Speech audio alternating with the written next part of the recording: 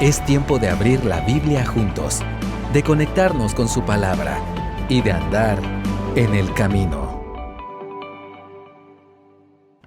Muchas gracias, Pablo, y un saludo muy especial para cada uno de ustedes. Quiero enviarles un abrazo cariñoso desde este lugar, un ósculo santo electrónico.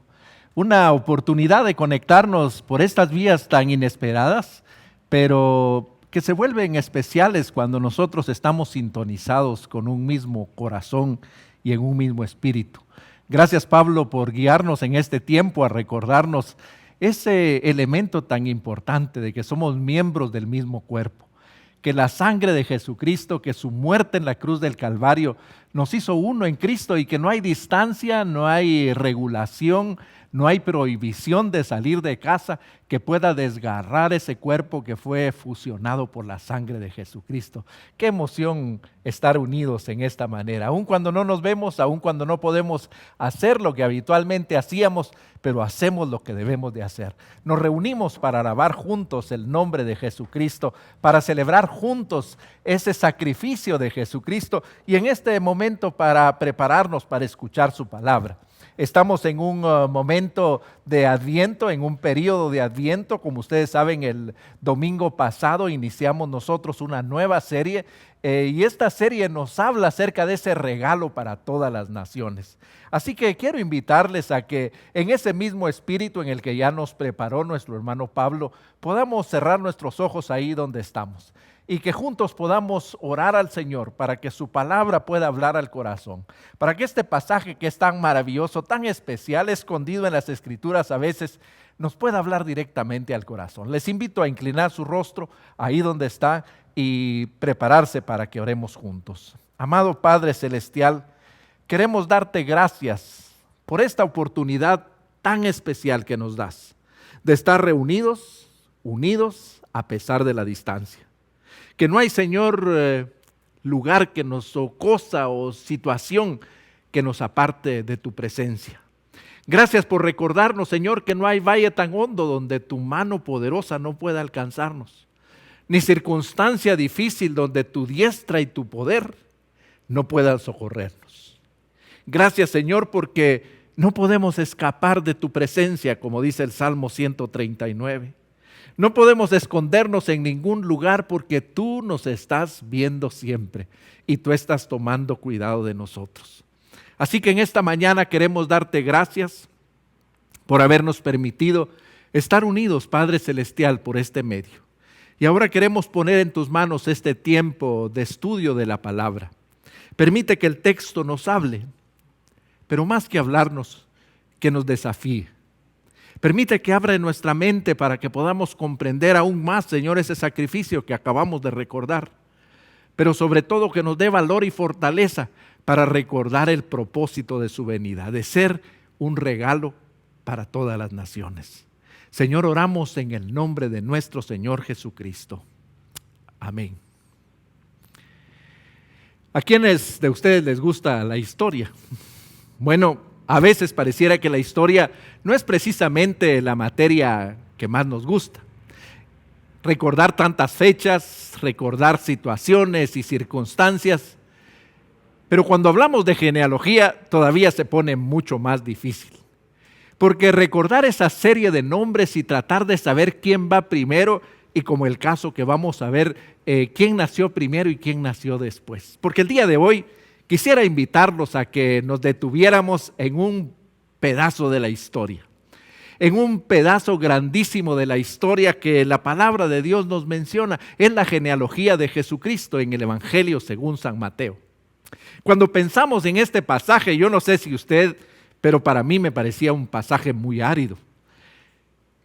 Tengo que confesar que cuando algunas veces invité a una persona por primera vez a leer el Nuevo Testamento, pues tuve la tentación, y a veces sucumbí, de recomendarle que iniciara en otro evangelio para evitar que se perdiera o se desanimara en esta lista de nombres. Confieso mi pecado en cuanto a esto. Pero también me doy cuenta que no estoy solo, porque tuve la oportunidad de revisar varios de los comentarios bíblicos que tengo y la verdad ninguno dedica todo el tiempo y la atención que debería un pasaje como este. Así que hoy quiero invitarles con un nuevo corazón, porque quiero decirles que este pasaje de la genealogía de Jesucristo en el Evangelio según San Mateo me ha cautivado, me ha capturado, me ha tenido ocupado por mucho tiempo tratando de entender y me he descubierto disfrutando de cada una de las cosas. Hay muchas cosas de qué hablar acá. Es un compendio de toda la historia que nosotros tenemos que saber para prepararnos a entender mejor a Jesucristo. Así que quiero invitarles a que abran sus Biblias en el Evangelio según San Mateo. Ahí en la primera hoja vamos a leer los versículos 1 al 17 y les ruego por favor que lleve la lectura conmigo. Yo voy a estar leyendo en la versión Reina Valera contemporánea, así que si usted tiene otra versión, quizá los nombres se van a pronunciar diferente, pero estamos siguiendo este texto por ahora. Leamos. Libro de la genealogía de Jesucristo, hijo de David, hijo de Abraham.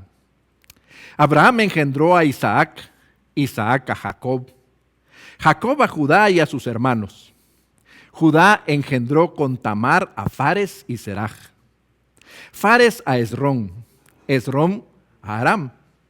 Aram engendró a Aminadab, Aminadab a Nazón, Nazón a Salmón. Salmón engendró a Rahab, engendró con Rahab a Booz. Booz engendró con Ruth a Obed y Obed a Yesé. Yesé engendró al rey David, y con la que fue mujer de Urías, el rey David engendró a Salomón. Salomón engendró a Roboam, Roboam a Abías, Abías a Asa. Asa engendró a Josafat, Josafat a Joram, y Joram a Usías. Usías engendró a Yotam, Yotam a Ahaz, y Ahaz a Ezequías. Ezequías engendró a Manasés, Manasés a Amón, y Amón a Josías. En el tiempo de la deportación a Babilonia, Josías engendró a Jeconías y a sus hermanos. Después de la deportación de Babilonia, Jeconías engendró a Salatiel, Salatiel a Zorobabel, Zorobabel engendró a Abiud, Abiud a Eliakim, Eliakim a Azor, Azor engendró a Sadoc, Sadoc a Aquim, Aquim a Eliud, Eliud engendró a Eleazar, Eleazar a Matán, Matán a Jacob, y Jacob engendró a José, marido de María, de la cual nació Jesús, llamado el Cristo. De manera que todas las generaciones desde Abraham hasta David son 14. Y desde David hasta la deportación a Babilonia, 14. Y desde la deportación a Babilonia hasta Cristo, 14. La gran pregunta que nos hacemos es, ¿qué podemos nosotros aprender de esta genealogía? ¿En qué manera nos ayuda a conocer más acerca de Jesucristo? Pero particularmente en el tiempo que nosotros estamos viviendo, ¿cómo nos enseña a nosotros a poder aprender y a prepararnos mejor para este tiempo de Adviento y en particular para recordar el nacimiento de nuestro Señor Jesucristo? Este libro comienza con las siguientes palabras: libro de la genealogía de Jesucristo. Es interesante porque esta primera frase es exactamente la primera frase con la que aparece el libro de Génesis. Así que lo que está haciendo aquí Mateo es conectando la historia y está recuperando, y la gran diferencia es que en el libro de Génesis se habla en plural, pero aquí está hablando en singular. para decir que lo que Él ha hecho, guiado por el Espíritu Santo, es ahilar esta serie de nombres para demostrar esa genealogía que confirmaba aquella promesa de Dios que le dio a Abraham, que le dio a Adán y a Eva, allá en Génesis el capítulo 3, versículo 15, que alguien de la genealogía de Eva y de Adán iban a traer salvación a la humanidad, destrozando la cabeza de Satanás. Así que lo que nos muestra aquí es que este es el libro de los orígenes. Este libro nos habla acerca de quién es Jesucristo. Nos habla acerca de en qué manera Jesucristo viene a resolver cada una de esas preguntas que nosotros tenemos acerca de la historia. Pero también menciona dos nombres que eran muy importantes para los que estaban leyendo por primera vez este texto. Dice, libro de las genealogías de Jesucristo, hijo de David, hijo de Abraham. David y Abraham eran dos personajes muy importantes para los judíos y lo son para nosotros también. Abraham, en primer lugar, significaba este pacto que Dios había hecho con Abraham. El pacto que nosotros leemos inicialmente en Génesis capítulo 12, versículos 1 al 3, donde promete para Abraham que él lo va a hacer padre de una nación. Le promete, aun cuando todavía no tenía hijos, que iba a ser de él una nación y que esta nación iba a llegar a ser grande. Pero no se queda ahí, sino que le dice que esta nación iba a ser bendecida por Dios con un propósito. El propósito de bendecir todas las naciones de la tierra. De esa descendencia es Jesucristo. De esa descendencia que el Señor había prometido que iba a ser bendición para todas las naciones, de ahí es donde viene Jesucristo. El segundo nombre que utiliza es el nombre de David. Y David era sin duda uno de los personajes más amados por los judíos. Nada menos que era el rey que podríamos decir más famoso y más importante para ellos. Porque el rey David había recibido una promesa, como nosotros leemos en 2 de Samuel capítulo 7 versículo 16, que David iba a tener un descendiente por la eternidad entre sus descendientes en el trono de Israel.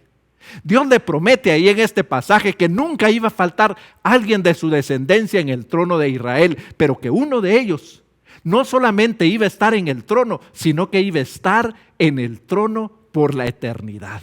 Así que cuando nosotros leemos estos dos nombres, nos damos cuenta que para el lector que está comenzando a leer esta serie, conecta esos dos elementos. Conecta que este niño del cual se habla este origen o este nombre, este Jesús del cual se describe el origen aquí, es nada menos que la mayor bendición para todas las naciones y el Rey eterno que el Señor había prometido a David.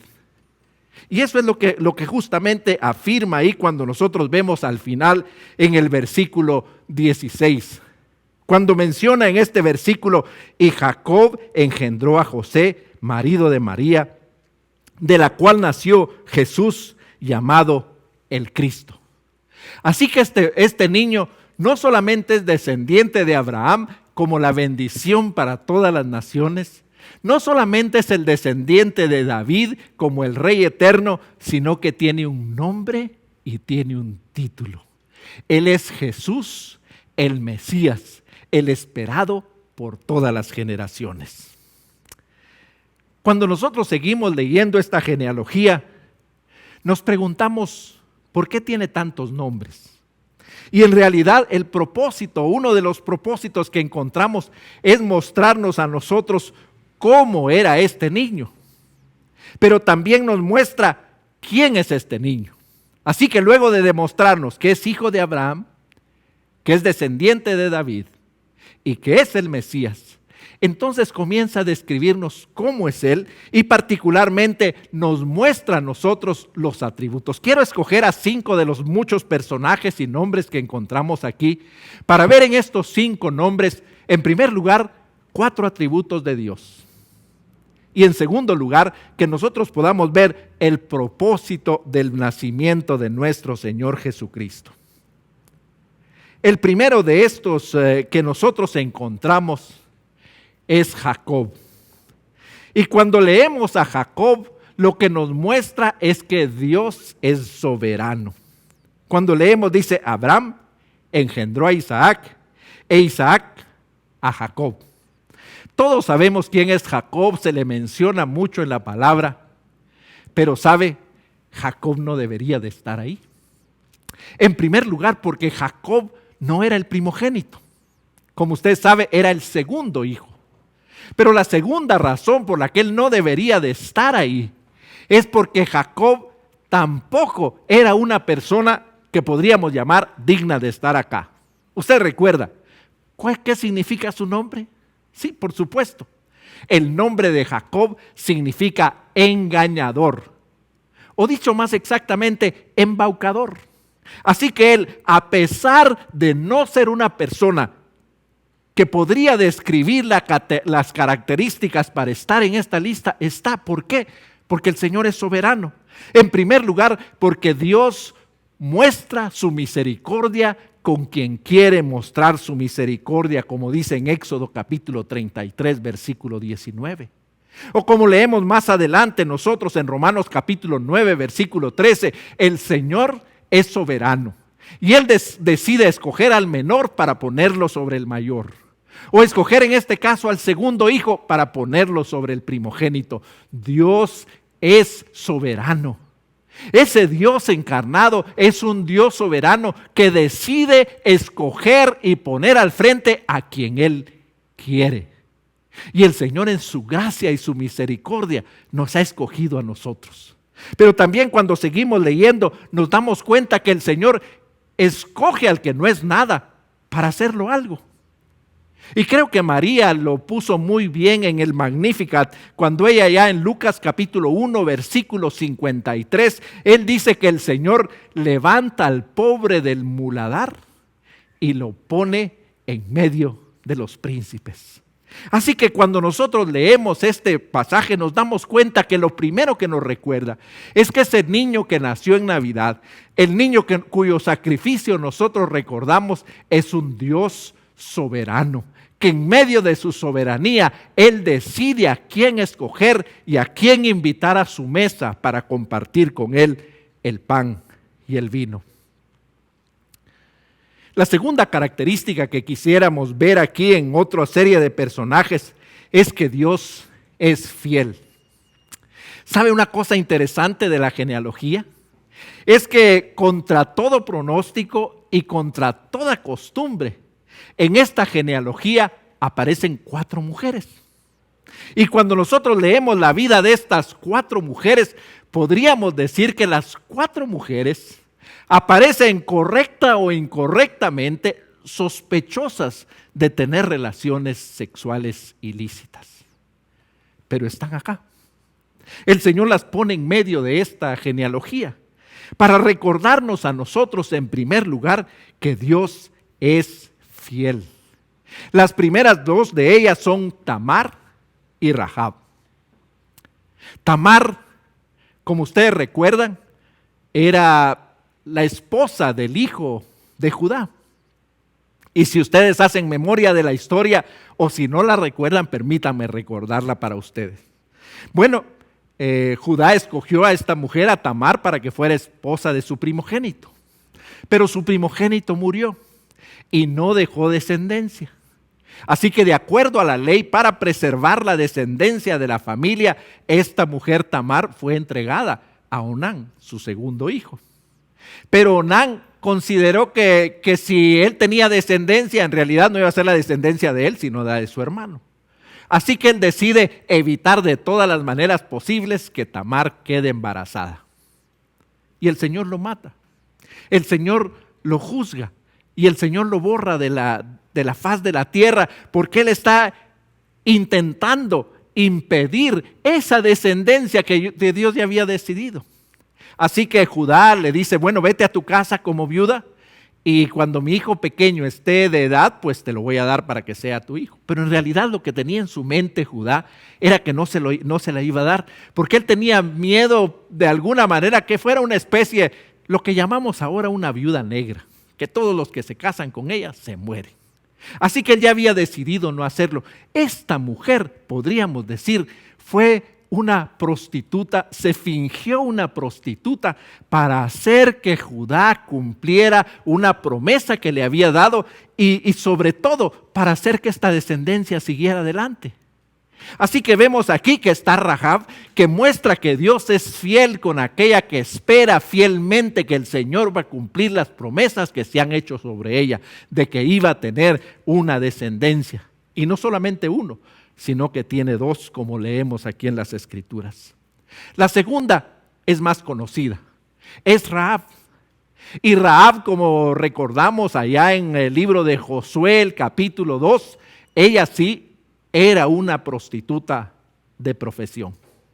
Es ahí donde los que Josué envió para explorar la ciudad, aquellos espías que él mandó para que supieran cómo estaba la ciudad de Jericó, esta mujer los esconde ahí porque era el lugar adecuado. Ahí los hombres entraban y salían sin que nadie preguntara acerca de eso. Pero Rahab tiene algo muy interesante cuando nosotros leemos en Josué el capítulo 2, particularmente en los versículos 11 y versículos 12. Ahí nos damos cuenta que ella hace un testimonio acerca de Dios pocas veces escuchado. Miren lo que dice aquí en Josué capítulo 2, versículos 11 y 12. Cuando lo supimos, les dice ella, nuestro ánimo decayó. Por culpa de ustedes ya no les queda ánimo a nuestros hombres, pues el Señor es Dios en los cielos y en la tierra. Por eso les ruego que me juren por el Señor, que así como yo he tenido misericordia de ustedes, también ustedes la tengan con la casa de mi padre. Pero deben darme una señal segura. Una mujer que confió en el Señor. ¿Se da cuenta de lo significativo de su presencia en esta genealogía? Podríamos decir que Rahab conocía de oídas al Señor. Podríamos decir, para utilizar una imagen, podríamos decir que ella solo había visto a Dios por una rendija, pero con eso que había visto en la rendija de parte de Dios fue suficiente para que ella expusiera la vida por ese poco conocimiento que tenía de Dios. Qué gran ejemplo de una mujer que es fiel y que Dios honra su fidelidad. Esta mujer estuvo dispuesta a exponer la vida por causa de eso, pero vio su fidelidad compensada por la fidelidad del Señor. El Señor mismo, que es un Dios fiel, la libró a ella y a su familia. Y no solo eso, sino como deja testimonio este pasaje de la genealogía, el Señor la toma y la inserta en la genealogía del Hijo encarnado de Dios. Sin embargo, como leemos en ese pasaje o como leímos en ese pasaje, ella misma tuvo que hacer su propia confesión acerca de Dios. Como leemos ahí en el versículo 11, ella dijo, yo sé que el Señor Dios es Dios todopoderoso sobre toda la tierra. Así que cuando ella declara esto, Dios la ve, Dios ve su corazón y ve que su corazón es fiel. Así que a través de estas dos mujeres, que no podríamos pensar que fueran en nuestra manera de pensar las personas más dignas, Dios las escoge para demostrarnos que el Señor es fiel de aquel que pone su confianza en el Señor. Lo fue fiel en el pasado, está siendo fiel en el presente y déjeme decirle, el Señor va a ser fiel en el futuro con todos aquellos que ponen su confianza en el Señor. Cuando seguimos leyendo el pasaje, encontramos a otra de ellas. Y a la que encontramos es a Ruth. Es interesante, porque Ruth tampoco era judía, era moabita. Y cuando leemos la historia de Ruth, nos damos cuenta que Ruth encarna para nosotros otro de los atributos de Dios. Dios es justo. Porque lo que ella hizo fue, podríamos decir, capitalizar la esperanza que tenía Noemí, su suegra, en la justicia de Dios.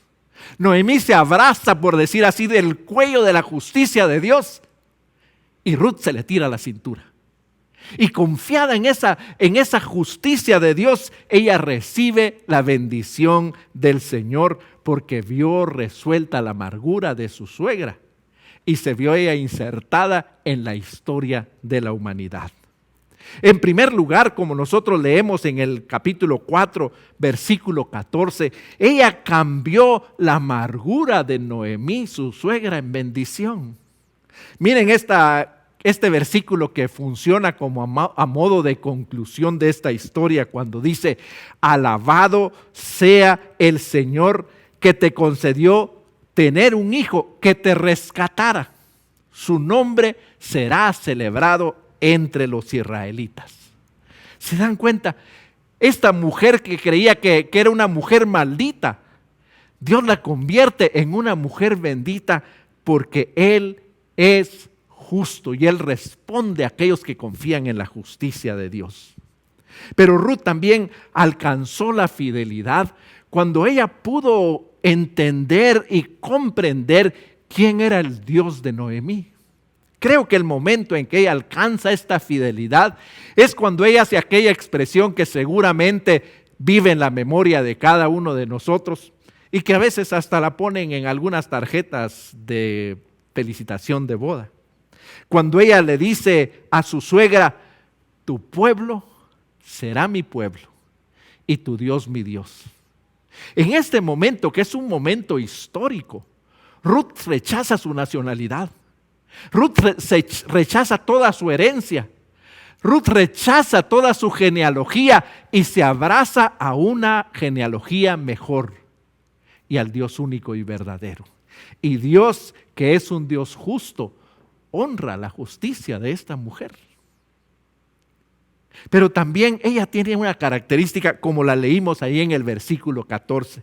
Podríamos decir que Ruth lo que hizo es inaugura o acuña la restauración como el proceso que el Señor Jesucristo utilizó. La redención, podríamos decir, como el proceso que el Señor Jesucristo inauguró cuando le dice: un nieto que te rescatara. Y eso es justamente la característica de nuestro Señor Jesucristo, que es justo para rescatar a los que en Él ponen su confianza. Así que ella acuñó este concepto de redención del cual el Señor Jesucristo capitalizó de una manera poderosa para redimir la vida de cada uno de nosotros. Pero cuando la vemos en esta genealogía, nos damos cuenta que Ruth lo que hizo sin darse cuenta es restituir una genealogía que venía truncada y que necesitaba conectarse, de donde nacería nada más y nada menos que el rey David, de donde vendría toda la descendencia real hasta la venida de nuestro Señor Jesucristo. Cuando seguimos leyendo y llegamos al versículo 6, encontramos a otra mujer. Lo interesante es que al leer lo que se dice de ella, sabemos quién es ella, pero no se le menciona por nombre. Lo único que se dice de ella dice: David, con la que fue mujer de Urías, el rey David engendró a Salomón. Lo único que se dice es conectarla a ella con Urías para que esta historia de adulterio y asesinato no se olvide.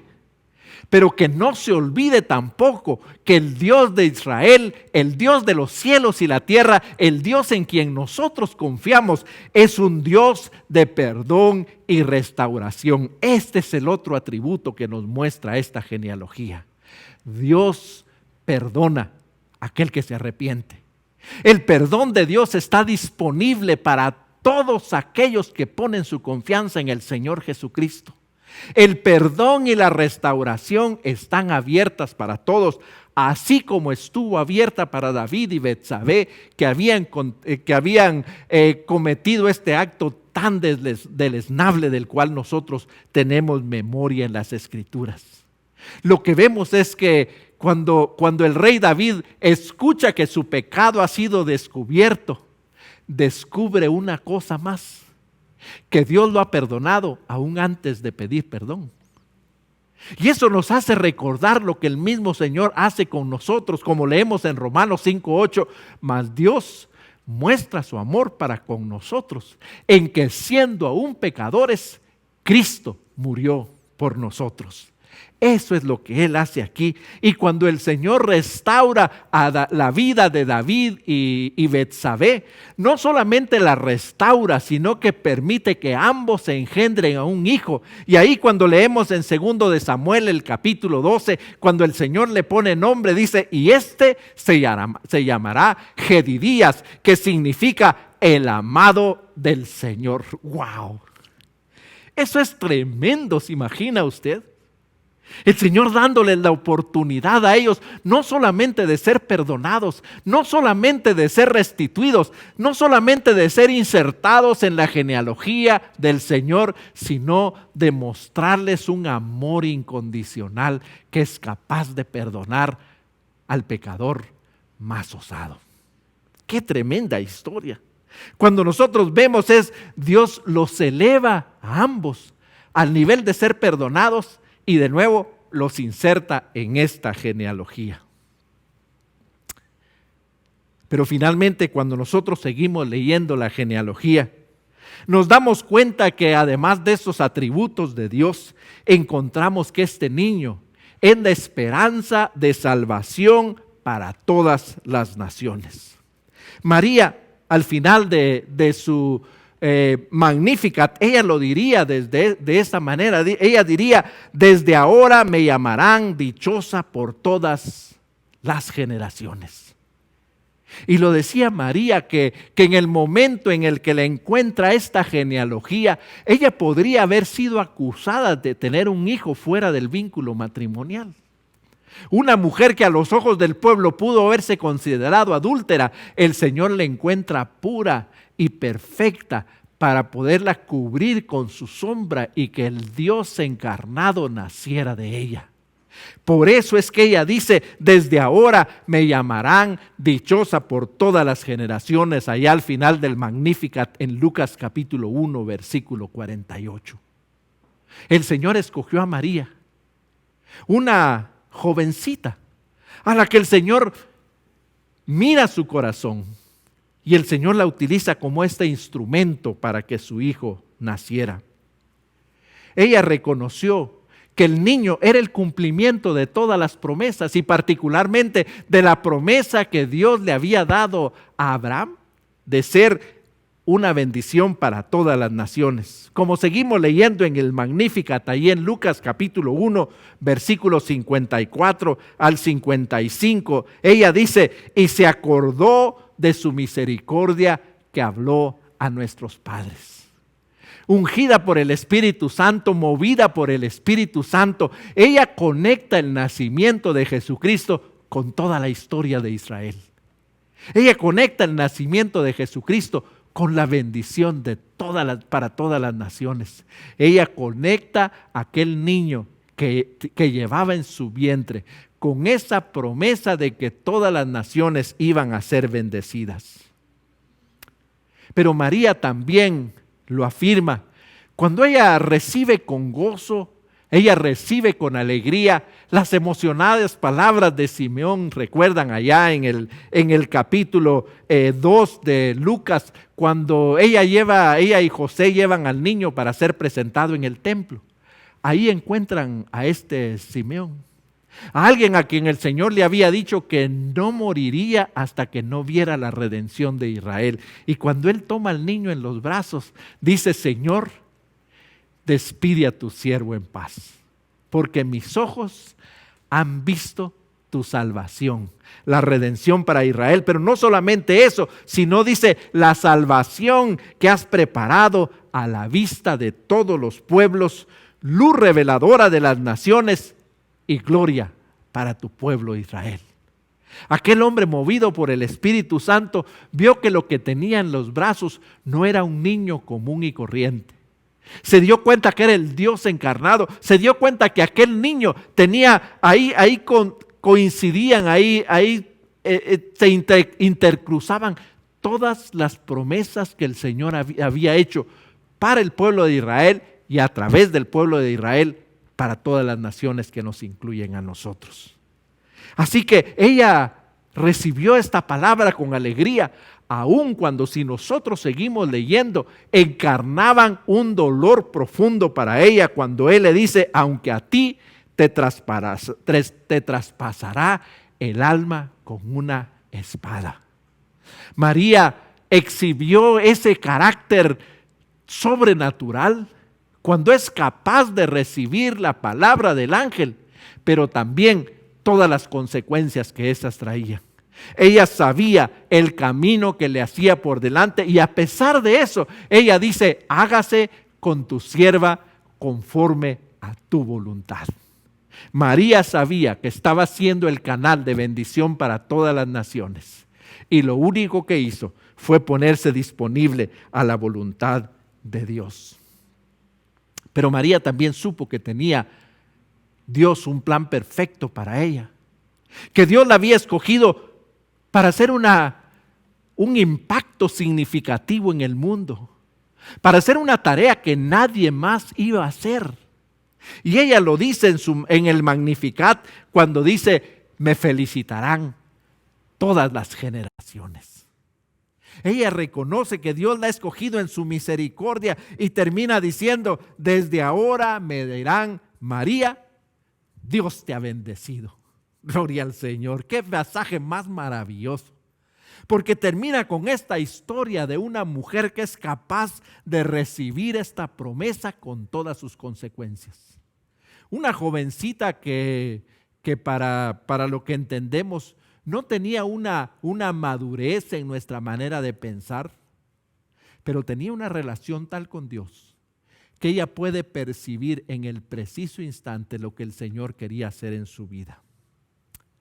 Así que aquel niño que nació en Navidad es un niño con historia, con toda la historia que usted puede imaginarse.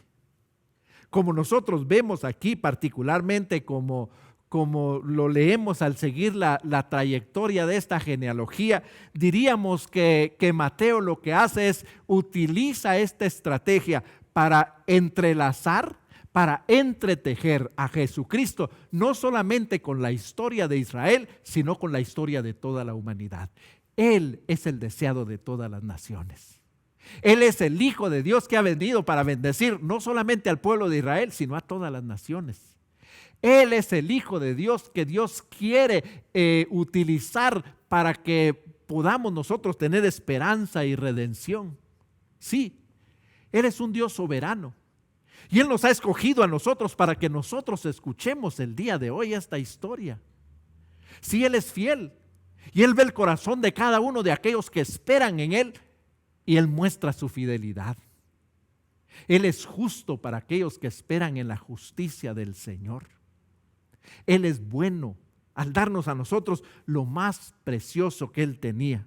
Cuando nosotros leemos este pasaje, nos damos cuenta que este niño con historia tenía una historia que afectó a su propia familia. Cuando nosotros leemos el pasaje del nacimiento del Señor Jesucristo, cuando los pastores se alejan, cuando los magos se van, cuando Simeón y Ana hablan, siempre dice después que María guardaba en su corazón todas estas cosas y reflexionaba en ella, porque para ella y para su familia Jesucristo les llevó una historia que contar por todas las generaciones.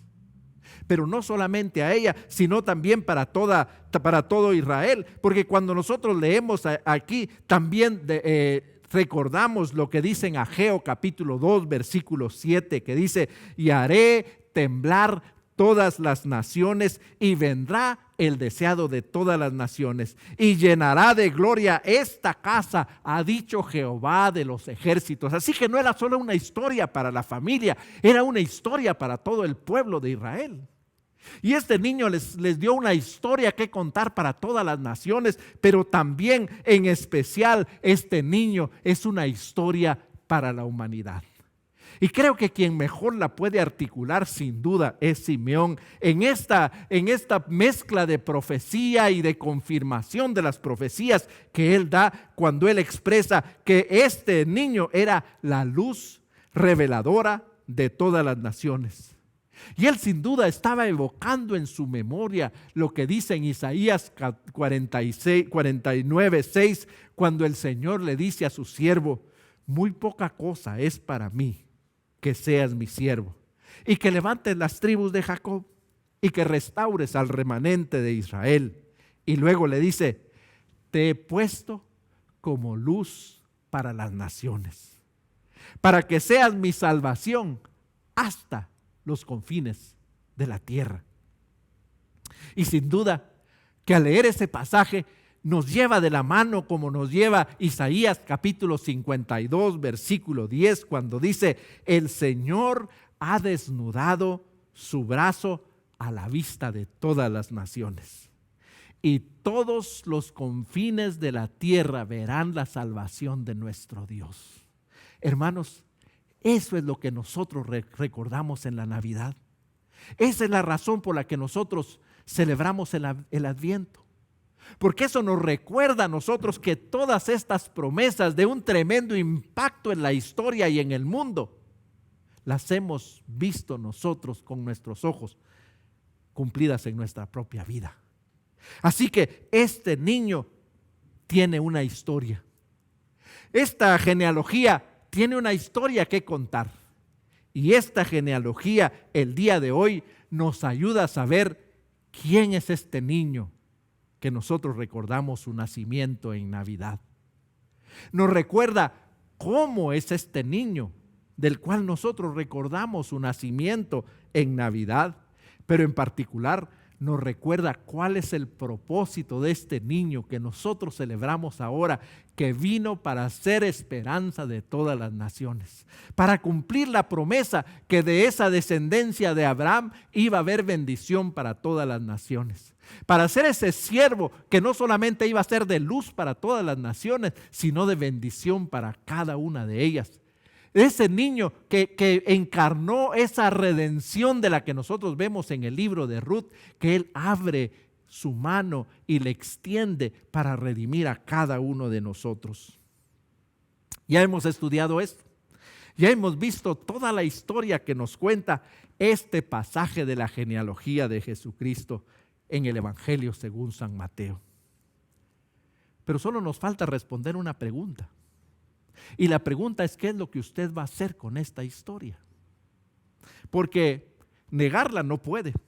Está plagada de evidencias que de todas a todas luces demuestran no solamente quién es Él, sino cómo es Él y cuál es el propósito de su venida. Ignorarla no puede, porque la va a estar oyendo de muchas maneras y ahora usted la conoce. ¿Qué hará usted con esta historia? Porque ignorarla le puede costar la vida. Solo tiene una opción: o la acepta o la rechaza. Si usted la acepta, todas estas promesas que se ilustran aquí acerca de la redención y la salvación serán para usted. La palabra dice que este niño que nació en el pesebre era un niño con historia, con una historia de redención para todas las naciones que le incluye a usted.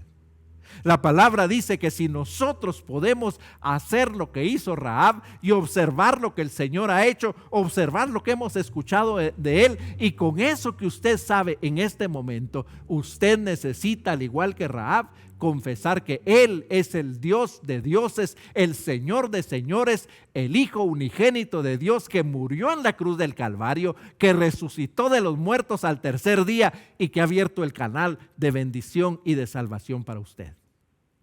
También, al igual que como nosotros leímos acerca de Ruth, usted puede saber que Él es la redención, que Él es la restauración, que Él es el redentor, el que se pone en su lugar para pagar los pecados de todo el mundo y sus pecados.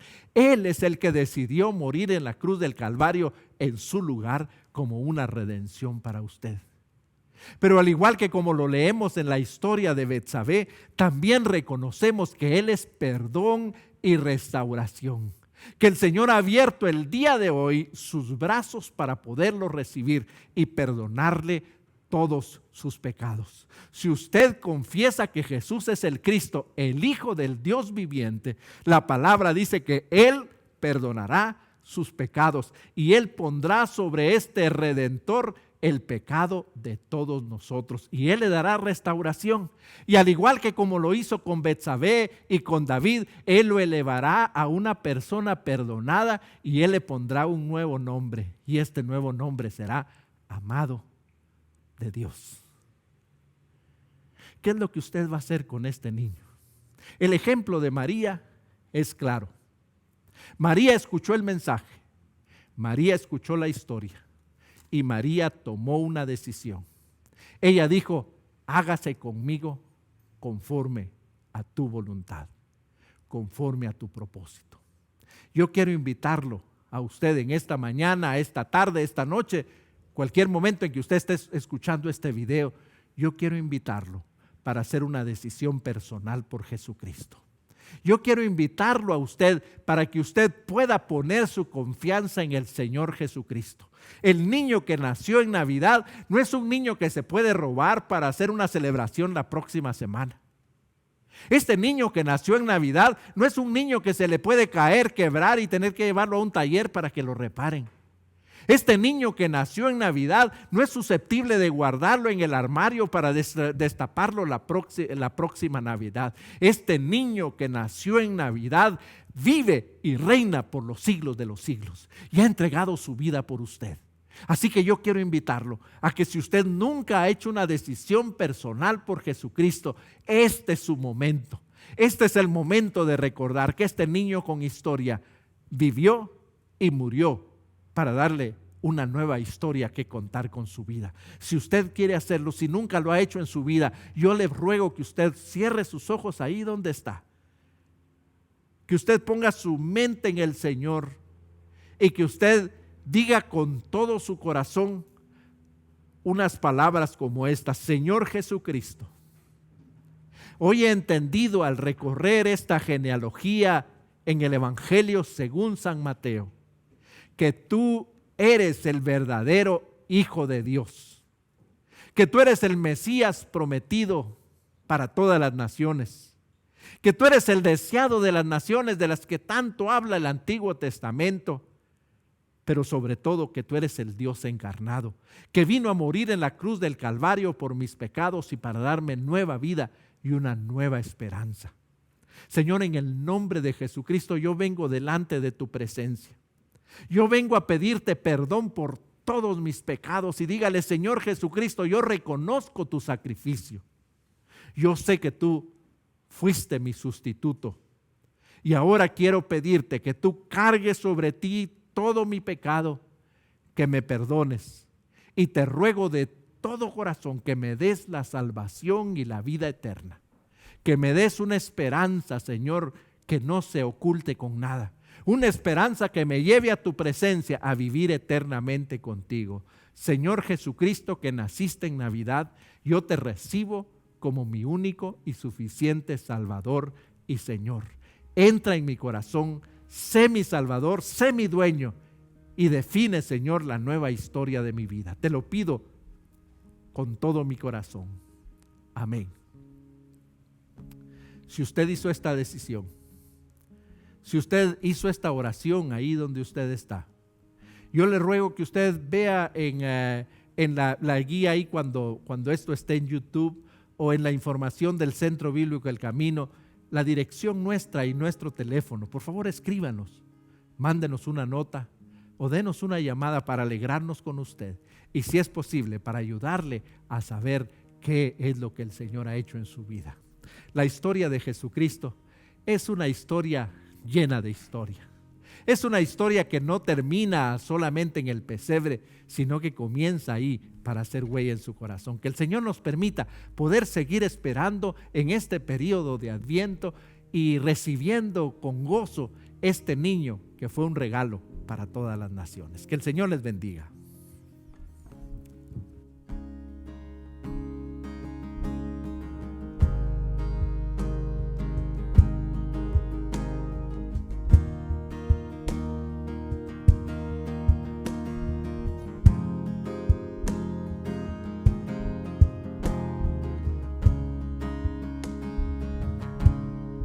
Cantan los cielos cantamos tu gloria, Señor.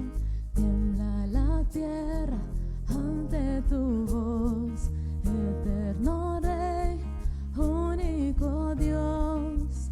Tú sostienes la creación, calmas tormenta y tempestad, con tu poder y autoridad. Y tu palabra renueva mi ser, nuevas fuerzas tú me das. ¿Quién como tú, Señor? Glorioso Salvador, eres Dios, poderoso y fuerte, Señor. Eres digno de adoración. Exaltamos tu nombre por siempre. Siempre eres Rey.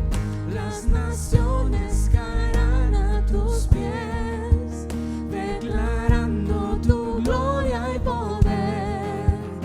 Exaltamos tu nombre por siempre. Siempre.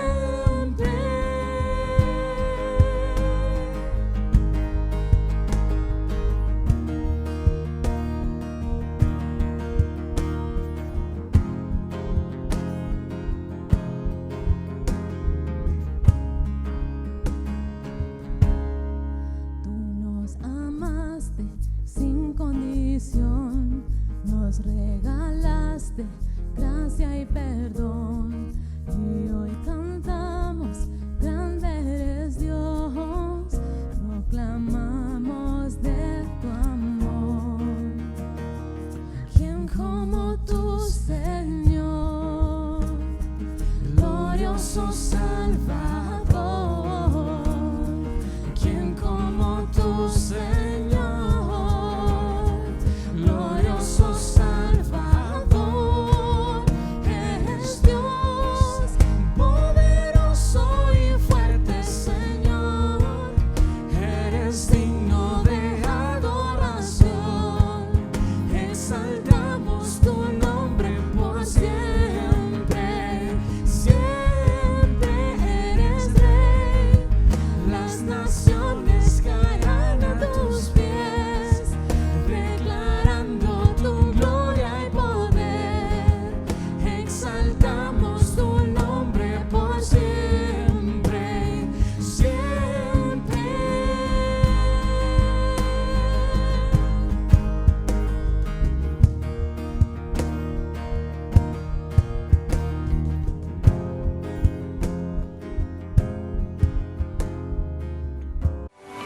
Gracias por acompañarnos hoy.